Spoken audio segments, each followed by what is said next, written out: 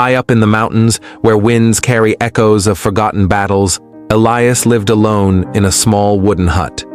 Once a rebel leader, he now spent his days carving wooden toys and staring out at the fog-draped valley, waiting for something or someone to break the silence. One morning, amidst the chirping of distant birds, Elias heard soft footsteps approaching. A young girl, dirt-streaked and shivering, stood at the edge of his garden. Her eyes didn't plead, they challenged. She had no family left, only the mountain and the old man before her. Elias offered her a warm bowl of stew without a word. She ate in silence. No introductions, no questions. That evening the fire crackled between them, not just with warmth, but with a growing bond that needed no explanation. That night, Lina pointed down at the valley. "Is that the old rebel train route?" she asked. Elias nodded. The line had once saved hundreds. Now it lay silent, until this very moment.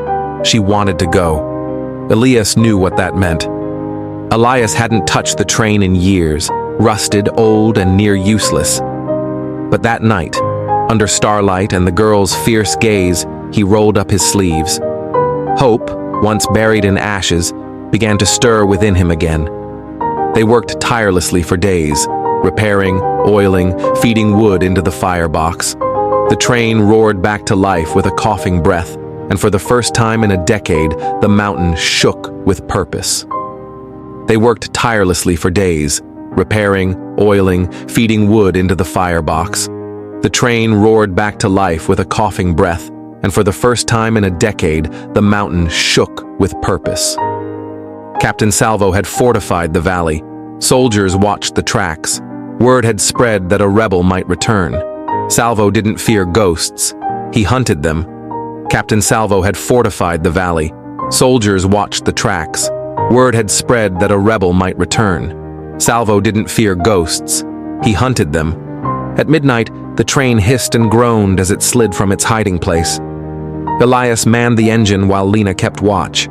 No headlights, just moonlight and hope. They reached the ruined village by dawn. Children hid in cellars and shadows. Lina called out softly.